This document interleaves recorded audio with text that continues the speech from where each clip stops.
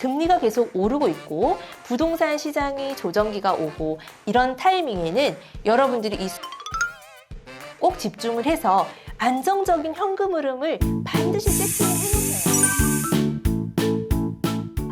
여러분 안녕하세요. 월세 모닝콜 세연쌤입니다.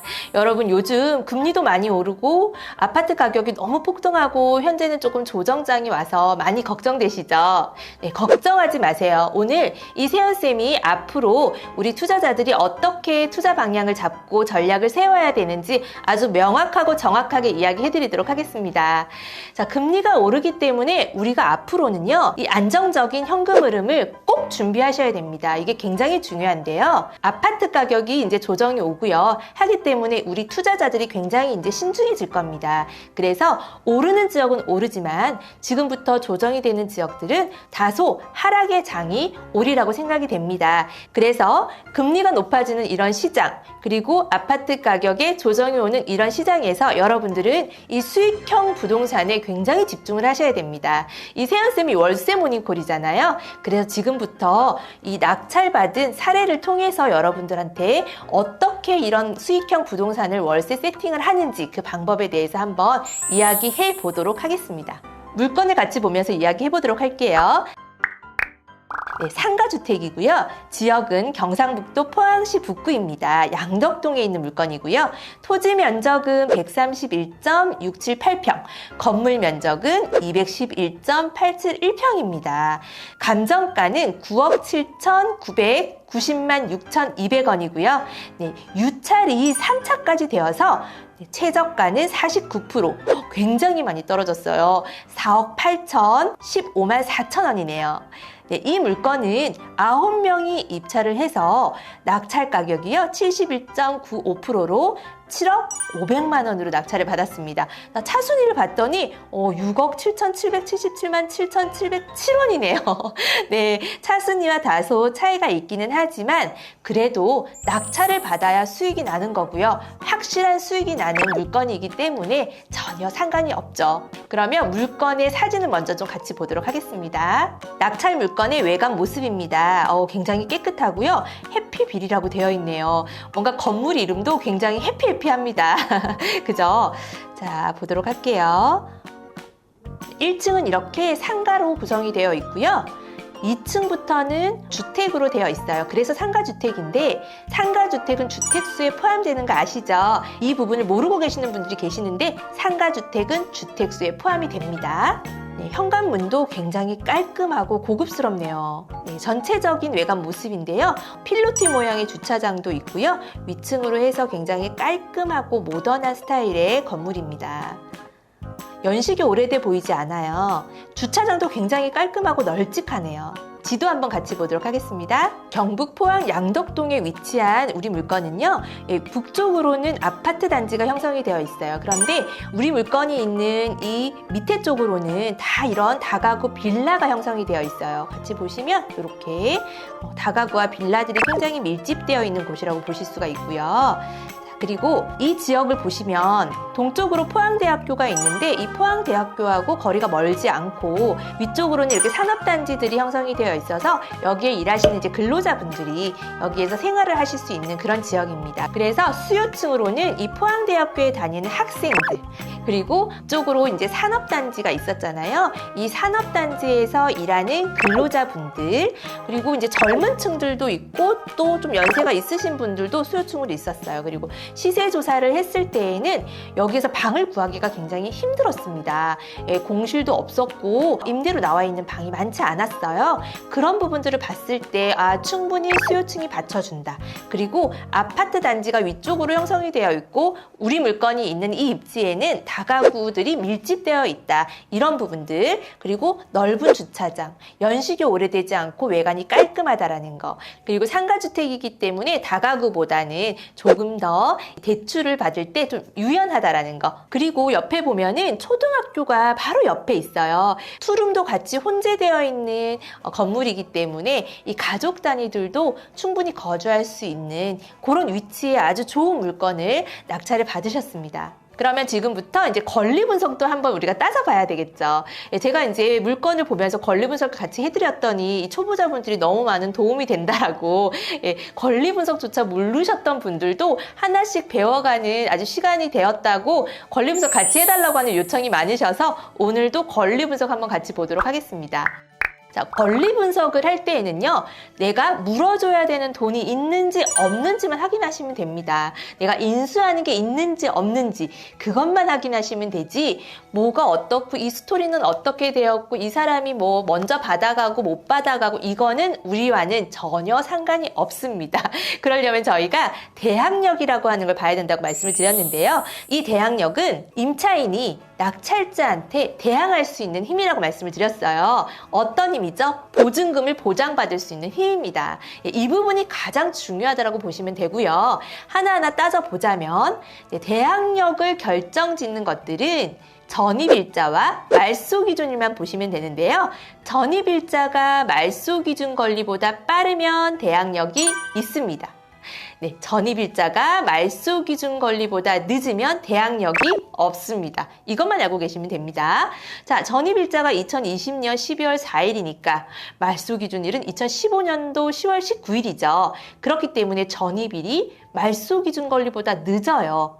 대항력이 없습니다. 저희는 인수되는 금액이 하나도 없는 거예요.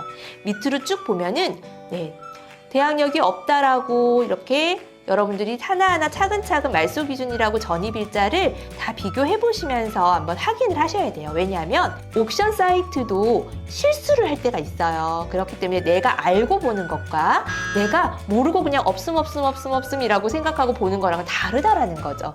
그런데 보니까 여기에 이렇게 빈칸이 되어 있어요. 있다라는 거야? 없다라는 거야. 그죠? 우리가 이제 배웠으니까 한번 따져볼게요. 전입일자가 2020년도 1월 8일이죠. 말소기준일은 2015년도 10월 19일이니까 전입일자를 봤을 때에는 대항력이 없습니다. 전입일자가 느리기 때문에. 그런데 윤땡땡이라고 하는 임차인은요, 전세권 등기자입니다. 그래서 전세권 등기자는 전세권으로 점유하고 있던 기간을 보면 되는데 2019년도 8월 11일부터 점유를 했네요. 그래도 말소 기준일보다는 느리기 때문에 대항력이 없습니다. 그래서 여기는 빈칸이지만 우리 마음속에는 없음이라고 생각하시면 되죠. 대항력이 없다고 하더라도 건물 등기에서 우리가 확인해야 될 게 있다라고 말씀을 드렸어요. 어떤 걸까요? 지금부터 맞춰보는 시간 드릴게요. 여러분들 맞추셨나요? 네. 자, 권리 종류에 가처분이 있는지 없는지를 보라고 말씀을 드렸어요. 자, 가처분이 있는지 없는지 한번 쭉 보시면 가처분이 없습니다. 네, 토지 등기도 한번 같이 보셔야 되죠. 다가구는 건물과 토지 등기가 나눠져 있기 때문에 항상 같이 보셔야 됩니다. 건물 종류에 가처분이 없습니다. 그래서 이 물건은 권리 분석에 이상이 하나도 없는 물건이에요. 네, 너무 깨끗한 물건이죠. 이 물건을 낙찰받으신 분이 연세가 좀 있으세요. 작은 피자집을 운영하고 계시는 분인데요. 매달 월세를 받아서 이제 생활을 하시는 이런 준비를 좀 하고 싶다고 하셔서 이 상가주택을 낙찰을 받으셨어요. 이분 또한 전혀 이 경매나 이런 것을 잘 모르셨던 초보자분이셨거든요. 그래서 수업 시간에 배운 대로 정말 권리 분석, 인수되는 거 없는 안전한 물건으로 아주 낙찰을 잘 받으셨어요. 처음부터 잘한 것이 아니고 하나하나 배우면서 하셨다라는 거, 이 부분을 여러분들 좀 집중하셨으면 좋겠습니다. 네, 그냥 낙찰받은 물건들을 보면은 원래 이런 사람들은 잘했겠지라고 생각을 하지만 전혀 그렇지가 않아요. 네, 정말 하나도 몰랐지만 그냥 배운 대로 하나하나씩 물어가면서 하신 거예요. 자, 그러면 이 물건이 어떻게 수익이 났는지 하나하나 요목조목 이 세안쌤과 따져보도록 할게요. 이 물건의 감정가는 9억 7,990만 6,200원이고 최저가가 4억 8,015만 4천원이죠. 네, 그런데 낙찰을 7억 500만 원으로 낙찰을 받았습니다. 이 물건은 아까 사진에서 보신 것처럼 1층은 사무실로 되어 있었고 그 상부층 주택 부분에 대해서는 원룸이 하나, 그리고 1.5룸이라고 하고 미니투룸이라고도 하고 미투라고도 합니다. 방과 거실이 이렇게 분리되어 있는 걸 말을 하는 건데요. 그 1.5룸이 7개, 네, 7개 호수가 있었고 투룸이 5개 호수가 있었습니다. 그리고 3룸은 1개 호수가 있었어요. 각각의 임대료는 얼마인가? 네, 1층 사무실은요 300에 42만 원 임대료를 받을 수 있고 원룸은 200에 30만 원, 1.5룸은 300에 40만 원, 투룸은 300에 55만 원, 네, 3룸은 1000에 80만 원 해서 토탈 보증금은 5,100만 원을 회수할 수 있고 월세를 총 다 합했더니 707만 원이라고 하는 임대료를 받을 수가 있는 거예요. 매달. 그런데 이렇게 707만 원을 온전히 받으면 좋겠지만 이 물건은 신탁대출로 해서 낙찰가의 80%까지 대출을 받았어요. 처음에 대출을 받는 과정에서도 이분이 대출이 많이 생각보다 안 돼서 너무 걱정을 하셨거든요. 근데 멘토링을 하는 과정에서 한 분 한 분 상담사들한테 전화를 해서 정확하게 다시 알아보세요. 더 해준 데가 있을 거예요 라고 했더니 무려 80%의 신탁대출을 받으실 수가 있었던 거죠. 그래서 낙찰가의 80%에서 5억 6,400만 원 정도의 대출이 발생이 되었고 이율은 3.6%로 받으셨어요. 낙찰가 7억 500만 원에서 또 취등록세를 내야 되잖아요. 법무사 수수료도 내야 되고요. 기본적으로 우리가 물건을 취득할 때 내는 세금이죠. 이 세금이 2천만 원 정도의 세금이 나왔습니다.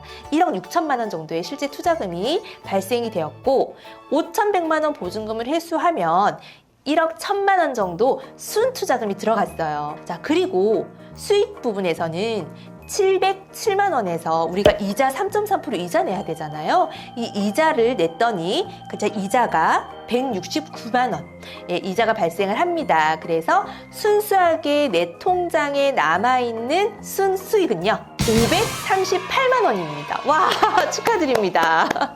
너무너무 축하드려요. 이분 같은 경우에는요 굉장히 조급해하지 않고요 굉장히 차근차근 하나하나씩 모르는 부분들을 채워가면서 하셨어요. 중간중간에 모르는 부분은 또 물어보시고 물론 굉장히 걱정하시고 막 고민하시고 하시면서 물어본 부분도 있었는데요. 그런 부분들을 하나하나 잘 해결하시고 알아가시면서 조사하시면서 그렇게 진행을 했던 물건입니다. 지금 현재 명도는 다 된 상태이고요. 임대를 지금 맞추고 있는 중이세요. 임대는 과반수 이상은 채워진 상태이고요. 나머지 호실들도 차근차근히 지금 임대가 맞춰지고 있는 중입니다. 너무 축하드립니다. 네, 여러분 부러우시죠? 제 영상을 보시고 막 너무 부럽다고 하시는 분들이 많으시거든요. 그런데 제가 봤을 때는 한 끗 차이인 것 같아요. 하느냐 하지 않았느냐 이 차이지 별로 뭐 실력의 차이? 그런 건 전혀 없는 것 같아요. 이렇게 낙찰받으신 분들도 정말 왕초보셨거든요. 그렇기 때문에 저는 했느냐 안 했느냐의 차이이지 다른 차이는 없다고 봅니다. 그리고 아까 서두에서도 제가 말씀을 드렸지만 금리가 계속 오르고 있고 부동산 시장이 조정기가 오고 이런 타이밍에는 여러분들이 이 수익형 부동산에 꼭 집중을 해서 안정적인 현금 흐름을 반드시 세팅을 해 놓으셔야 돼요. 그래야 어떠한 상황에서든 여러분들이 버틸 수 있고 경제적인 자유를 이룰 수가 있어요. 그리고 정권이 바뀌고 또 규제가 바뀌고 하면서 또 상승장이 왔을 때에는 시세 차익으로 또 우리가 갈 수 있는 거죠. 그래서 이 투자의 방향이 너무나도 다양하다라는 거를 오늘 제가 사랑하는 소액님들에게 또 이렇게 강력하게 말씀을 드리는 겁니다. 네, 누구나 하실 수 있어요. 아는 만큼 보인다고 내가 정말 모르기 때문에 못하는 것 뿐이거든요. 네, 여러분들 다 알고 하시려고 하지 말고요. 하면서 배우려고 하시는 것이 가장 빠르게 우리가 부자가 되는 길인 것 같아요. 오늘은 아무것도 모르는 우리 불인이 왕초보 교육생분이요. 538만 원에 월세를 따박따박 받는 건물주가 되신 이야기를 여러분들에게 소개시켜 드렸습니다. 여러분들 함께 축하해 주실 거죠? 네, 그러면 오늘도 우리 사랑하는 소행님들과 함께 이세연 쌤이 화이팅 한번 외치고 마무리하도록 하겠습니다. 네, 하나 둘 셋 하면 같이 화이팅 하는 겁니다. 자, 하나 둘 셋 화이팅! 네, 다음에 만나요. 안녕.